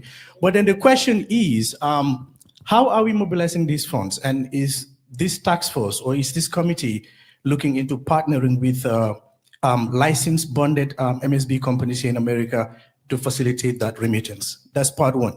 And part 2 of my question is, this is definitely an ambitious project, and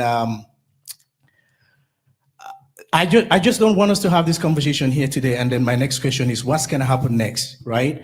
And if we just reflect few days ago, the US has conducted our elections, and we also how all these different parties have leveraged social media and then helping, using the social media to put their messages and information across.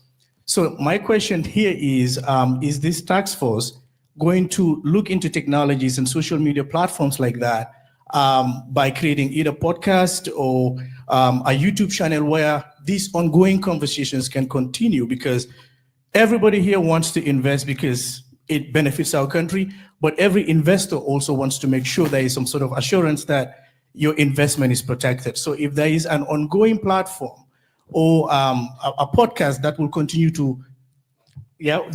to talk about these developments, it will help us a great deal. So thank you. Okay, one last question, and you can answer them all. Thank you. Assalamu alaikum. My name is Abdullah Njai. My first question is, how can somebody contribute right away today? So no brainer, you guys have the product. There's a lot of people who wants to start going today. Where's the account in US here? And sorry to say, I think you guys missed out the opportunity because people will want to contribute right away. On average here, a lot of people buy cars, $20,000, $30,000. Within 4 years, they start paying $200, $300. People can commit right now and start, hey, I'm gonna do this within 4 years and pay $30,000, $40,000, $60,000 of my own. And that's a commitment on their own. So for example, Pausman, keep me honest, I think there's about 3,000 Gambians in the Seattle community. If you guys could have tapped into 10% on your visit here, and each of those commit 40, 20,000, do the math, you guys could walk away a commitment of $1 million. $1 million. Thanks. So that's a feedback to think about while you guys are here, flying, leaving your family, come up with a grid that you could put together a table that people can start committing to that. And that way you can, what you guys do is called call to action. People could start contributing right away and commit, because I think there's a path for you to start generating that income right away. Lastly, I know the feasibility study is still going on and it's not final, but food for thought to put a note. Stink Corner, everybody know, it's the dumping ground when the rain comes in Banjul. So wetland right there. Thanks. When you start building a road, that means there should be a plan B for how the water to go back to the river, or else Banjul is going to flood. I'm not an expert on that, but I just want to throw that food for thought to add on your notes. Thank you. Yes, yes. I have a question, but okay, if you want to answer. And then okay, thank you.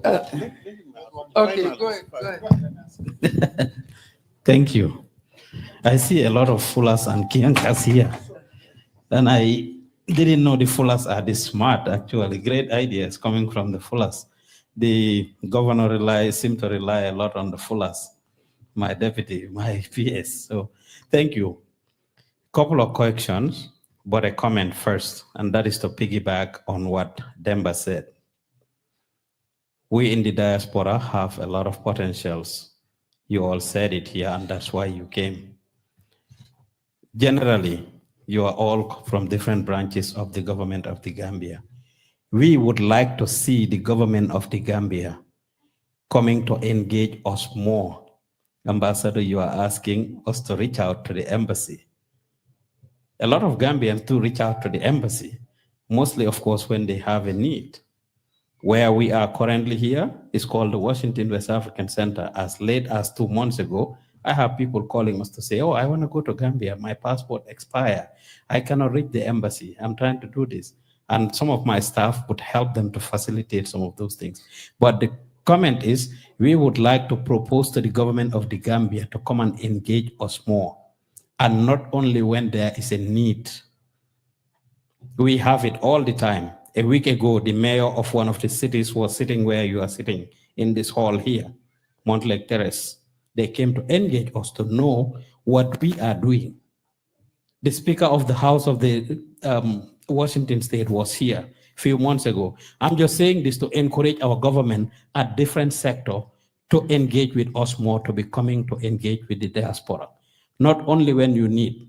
Dina ñu gëna sawarlo. Waaw góore waay dina yokka waay góor ngóora.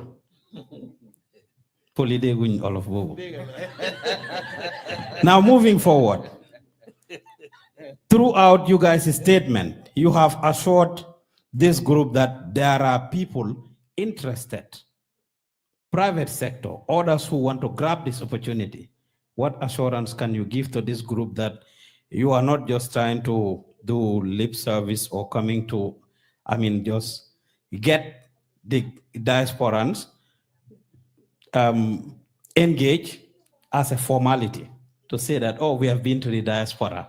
We've asked Gambians, but make up your mind to give it to those investors, because Gambians online, as they would be labeled a lot of times, cyber warriors, people that are always trying to look for faults and how to blame the government, looking for what is done, So how can Gambians be assured, really, Nekulendi just ask for this, but you will go back, and when you are already ready to give it to those private investors, the foreign investors, because indeed Gambians complain. Now, every single company, a lot of the companies in Gambia, investment is owned by foreigners. That is a thing online. So what assurance is there? And that is not the reason why you are doing this roadshow to engage the Gambians. Thank you.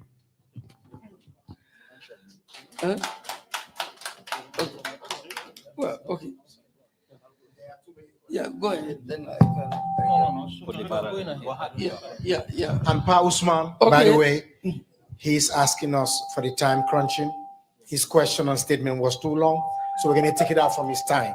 All right, that's fair. Yeah. By the way, Pa Usman, everybody on this panel, they are all diasporans, including myself. So just know that we just didn't come to America just to come to America. All right, thank you for that. And also to add on to that, if we want to give it to those contractors and those investors that are not Gambians, we would not have been here. Do you know how much money we are spending on this roadshow in terms of per diems? Because we are not living in anybody's house here. We are living in hotels. We started from New York to Atlanta to Dallas. We were going to be in Madison, but because of the election, we postponed. We'll go back there later. We are here today, and the tickets, we fly from city to city. You know, all that cost is on you, taxpayer, is on us. The central bank is pre-financing. And what we are spending will affect our profitability. The year is ending. We are not set to make profit. Central bank is not a profit-making organization. But we've been making handsome profits for the Gambia. 2.45 billion we made in 2022, net profit for all Gambians. Last year, $1.3 billion net profit. As I'm talking to you, we are almost hitting 2 billion. The year has not ended. And if we continue on this kind of expenditures, it's going to reduce that profit. But to assure you that whatever we are doing, we are not kidding here. It's a reputable institution, and we've done it before. When COVID hit, I told you the reason why inflation was peaked at 18.5. Our businesses are in the hands of non-Gambians. People don't want me to say this, but I will say it. We all know it. During Jawara's time, it was the Alhaji Mohamed Musanjais, the Bainjais, the other Gambians. Today, go and see who somebody is kicking me here. But Gambia is open for business for everybody, even this project. If non-Gambians want to invest there, let them invest. But then we have to empower our citizens. And we've started on this. The commodity import, when COVID happened, to make sure that we keep body and soul, I told you, it's rice, sugar, edible oil, onions, flour, and petrol. We don't have that in that country, we lose our mind. And now, the reason why that is available in abundance, in the Gambia, you can say, I cannot afford this, but that is not there, is not true. And in different varieties, commodities is there. That's the fact. How did it happen? We thought in the bank and we said, look, we are hit with a situation. COVID has created a new normal. The normal before COVID, no country will go back to that. It has created a new normal and we are moving on. And that new normal, we have to position ourselves to take advantage of those opportunities and address those challenges. What we did first is to address those challenges. And we created access to finance so that our businesses will be empowered, and they are importing this rice, this oil, this sugar, the onions and the flour, and even fuel. And it worked for us. What did we do? We just helped them, worked with banks, and they provide the SC, and we provide comfort letter, and they bring these commodities in large quantities, and the prices went down. Government worked with the government of India, got 100,000 metric tons of rice. We consume 275,000 metric tons of rice every year, Gambia. How much do we produce? 29,000 metric tons. The difference, where is it coming? Import. And that's why imported inflation is contributing to the high inflation in our country and most developing countries. That's why we are saying, let's go back and develop agriculture so that we can export and also feed ourselves, create import substitution industries. So that 100,000 metric tons, when it came for 8 months, rice prices went down. When prices were 2,000 and above, it brought it down to, the first consignment was sold at $1,470. As the stock depletes, 1,500, 1,700.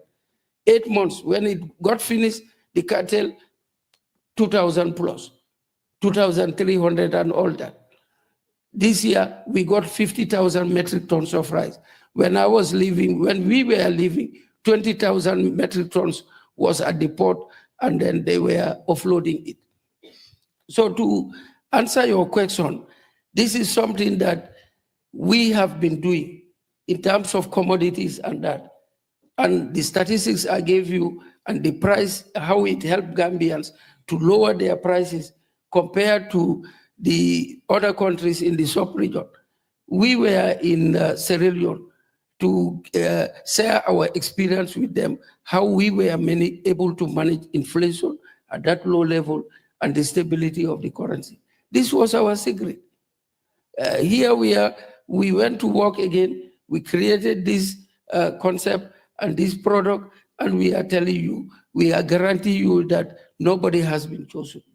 The contractor that did the feasibility study was the one that was willing to do it when nobody was there to do it.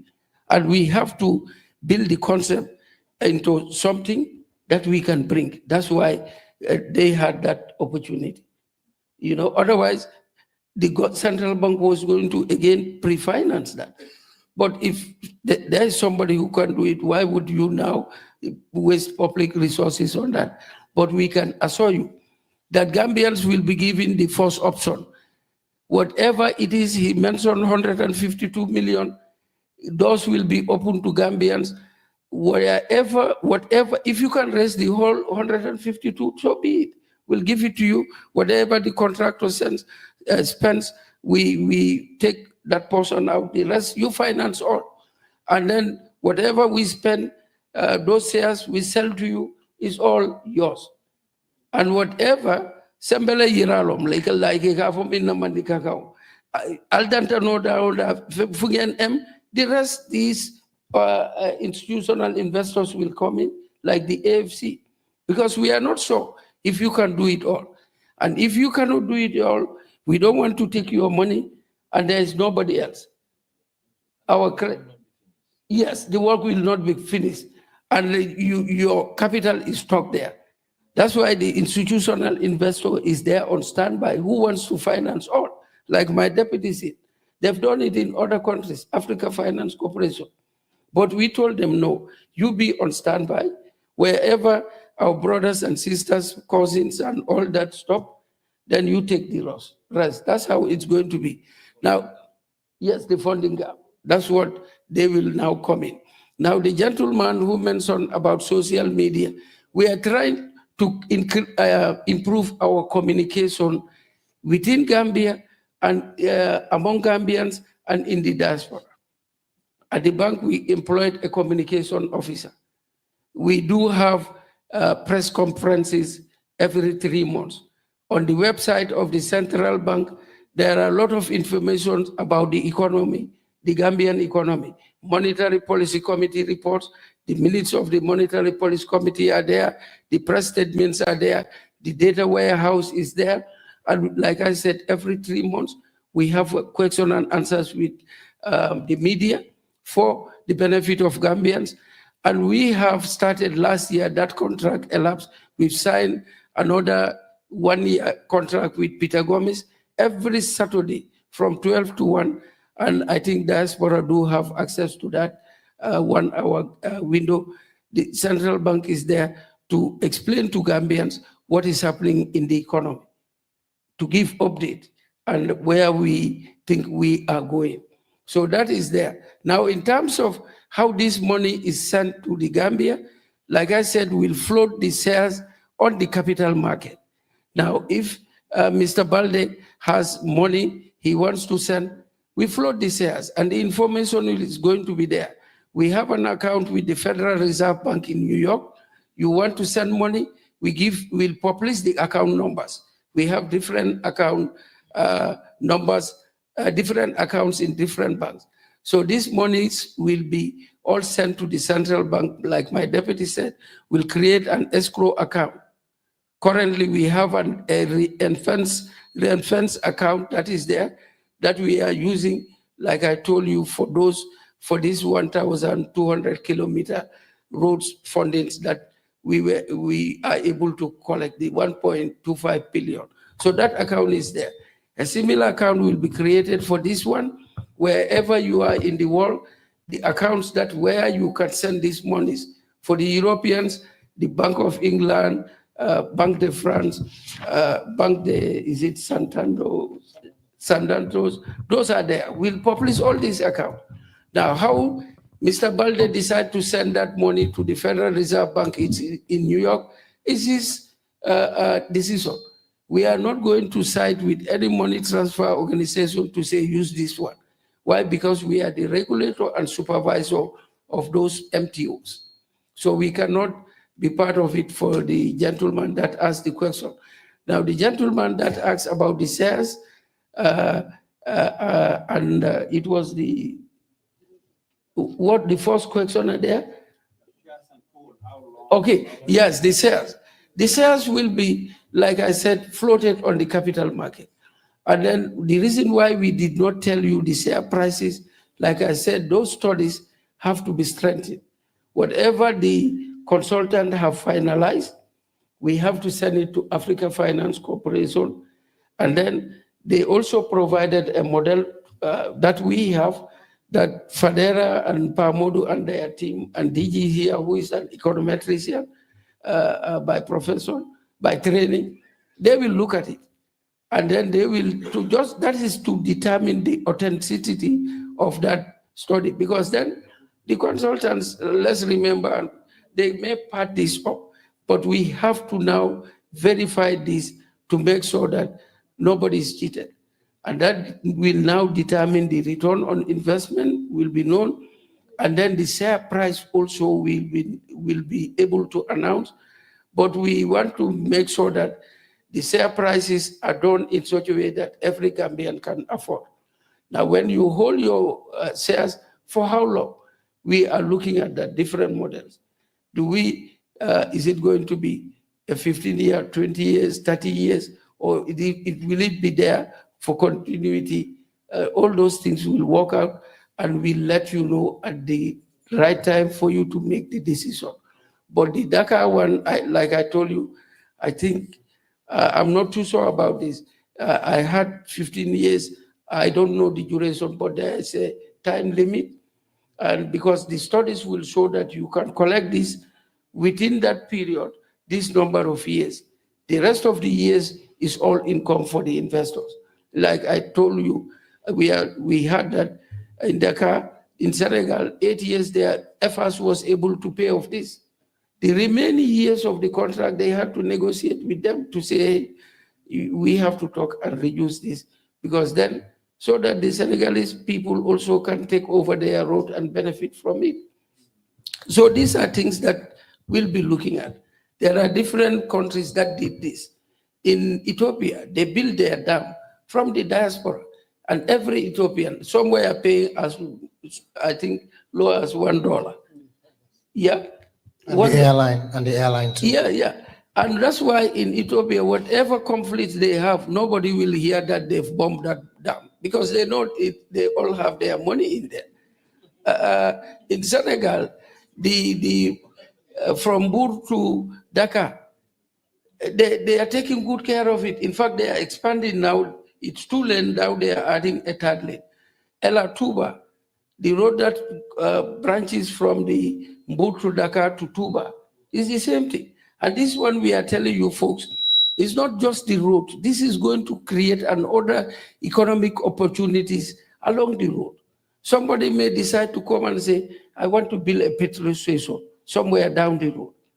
You apply. You'll be given permission, you build. Somebody may decide to say, we need a rest area, a petrol station and some commercial facilities. I'll bring KFC there, or local food chains, rest areas. We are even thinking about creating real estate zones around that area for our real estate investors to build so that Gambians can buy and own houses there. All those are going to increase the flow of traffic. By the way, for this road, somebody mentioned about the insurance. To ensure that the road also, the viability improve on it, government have decided all trucks leaving Banjul will not go through the cities. They will all have to use this road. And it's going to be legislated by the National Assembly, and it will be done. If they want to be hard-headed around Cape Point, government have experimented it. They build something. They will build some like a goalpost. And then if any big vehicle wants to go through that, you crash your vehicle. You cannot go. So we are thinking about this thing, and the toll will be electronically, digitally controlled. There is nobody like, oh, this is ambassador's brother. Money will then go on. That will not work. And you crash it, police will be there, the law is there, action will be taken. So this is well told, because it's our investment. I told my deputy, he's the deputy governor in charge of the operations complex, that when this is done, we will give every staff of the central bank loan to buy shares, and then they can pay in a year or 2 years, so that they own asset for their families and for the next generation of their families. These are opportunities that are there. Other projects are coming, but like these are the answers I have, but I'll yield to my colleagues also to contribute to give you more information. Thank you, Governor. I'll just pick up on a few things that were raised by some of you. Somebody mentioned about flooding and the impact of that. I mean, for a project of this scale, there will always be an environmental impact assessment, and that will be done in collaboration with the National Environment Agency, and of course ourselves and all the stakeholders involved. So this is really important, because some of these areas goes through swamps. So we need to look at the ecosystem there, the climate change effects, oyster farming, the mangroves, all of those things are looked at. And there's a mitigation strategy also in the document that you'll be getting, the feasibility study. And by the way, that feasibility study will be shared with stakeholders. So as we said, the diaspora will have expertise in many areas. So you'll be free to give that feasibility study to your experts in those areas or yourselves to just do your due diligence to be satisfied that actually what we are saying is right, and you are confident that you can invest into that. The technical and financial feasibility study also is on the way. It's done. We've done the original study, and we, as my colleagues said, we're looking into those. This is never an easy study. It is all driven by traffic volumes, because the more traffic you get onto the toll road, the more revenue you generate. But again, that revenue that you generate has a toll price on it. The more you raise that toll price, you reduce the ridership, because it's people's willingness to pay. So it's a very complex relationship, and this is why the modeling comes into play. And that traffic modeling we are looking at very closely with the financial model as well. So this is why you haven't had a lot of things on those results, but we will come back when that is ready. And again, you've got people in those areas with expertise, so in diaspora, so you will have the chance. This is collaboration, we're working together. So it's not just us doing something and handing it over to you to invest. You will do all your studies also to make sure you are investing in something that is viable. So you will get those studies. Just on the assurance side of things, and somebody mentioned about assurance in terms of delivery. So you build something 2-3 years down the line, the road fails or whatever, what happens to your investment? No, that's not going to happen. Normally with these construction projects, we have bonds. So the contractor is required to bring in some bonds so that we hold him responsible for delivery. If he doesn't deliver, we draw down on those bonds. And there are damages also. If he doesn't perform, we can charge for certain damages. But remember also, as we said, one of the contractors, which is Reski, is also interested in this project. So if he is a shareholder, he will ensure what he builds is to standard, isn't it? And again, the other thing that we've never been thinking of in the Gambia, which we will start at the NRA now, is performance-based contracts, where we get contractors build these roads. After the 1 year, which they call the defects liability period, that's the normal thing you have. After a year, they can come back and fix defects. But in some countries, in the high-performing road authorities throughout Africa, they tie them in for 5 years. You come back and you fix it. It's a risk to them, but they have to ensure the product is fit for purpose. So if there's a defect within 5 years, you come back. So in this project, there are all those things we can put into the contract to make sure we are getting a product that will last us for the amount of the duration that we want it to be. And again, in the feasibility study of this, there are two major repairs also built into the cost. So the operation and maintenance cost is a whole life cycle cost of the project. It's not just constructing it. The maintenance and operations of it is inside it. And there are two major reconstructions, so major repairs also fitted into the model in terms of the financial model. So all those costs are built in. So you are really assured of a product that is really going to last us for 30, 40 years. Your assets will be guaranteed over that duration because it's got those costs built into it as well. And as I said also, if the contractor himself is a stakeholder, that is another layer of guarantee, isn't it, in terms of the product? All right, thank you. Can I add response to Mr. Njai about collecting $1 million today? You really inspire us. Thank you. That's a very good idea. Yeah, but there are two reasons. The first is that we haven't finalized the numbers yet. On this, like we said, we're still looking at which route to take among the options there. But more importantly, we are not also legally allowed to take money from you right now because of the US laws that are here. So that's why it's a sensitization exercise. It's not a solicitation. But when we're done, you will invest through the stock market and then get this thing done. But we are encouraged by your enthusiasm and your desire to start today. Yes, we look forward to that. Okay. Thank you. Thank you very much for that communication. Okay.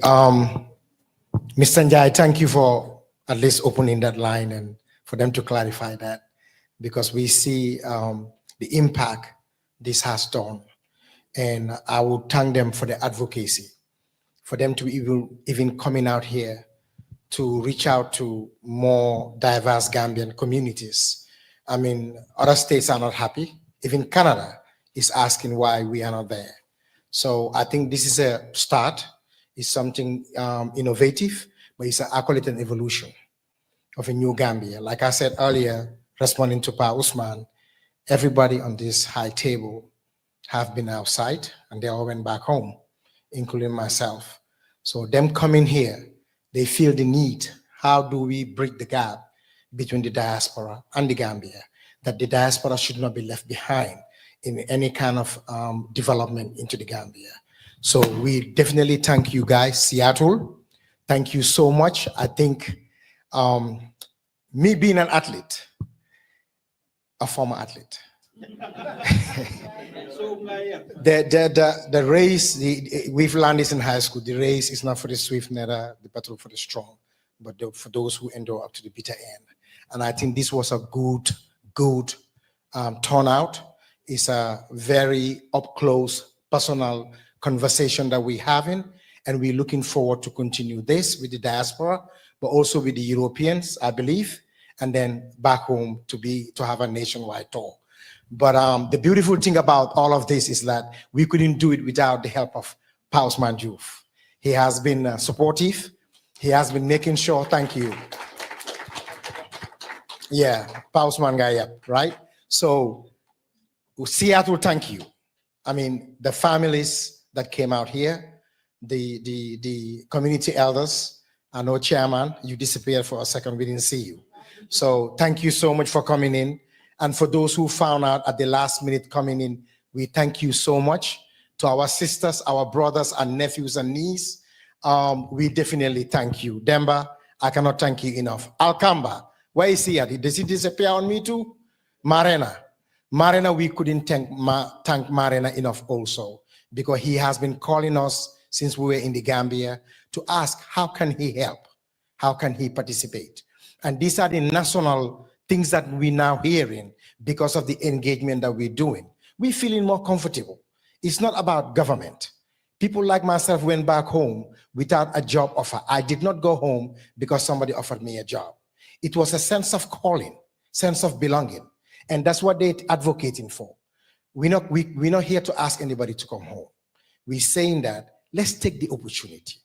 And I always say this, and I think I've used this phrase every state we went to. An opportunity missed is not an opportunity lost. It's picked up by somebody else. So here we have the opportunity. Let's seize it. When they are ready to implement this, let's be in the forefront to grab this opportunity and not only playing safe, everybody in here, even though you're not an entrepreneur, you are a business person. So as a business person, we take risk and invest in. This is our country. Let's take control of the Gambia. The Gambia is being left behind, not by the government. It's for the people. The Gambia is for the people. So I'm available. My office is available as a chamber. Reach out to me. I'm easy to get to. You have my number on there. Pa Usman have given it to you. Feel free, call me. I don't sleep that much. Call me and I'll answer to your call, see how we can collaborate and work together. So my coming here would not have been possible if the central bank haven't reached out to me. They only reach out to me through a partner of the American Chamber of Commerce. So what the Chamber of Commerce does, we do have members. These are usually, I always promote them. 95% of our members at the Chamber in the Gambia are women. And these women, all they're looking for is how do they get their products in the United States? Every day they call. I have chere, I have findi, I have chakri. That's all they're doing. In fact, one of them would even export her chakri to Mali so that her chakri can come in the United States. Okay? There is another one who has come, the smoked fish. She will have, they have the best smoked fish.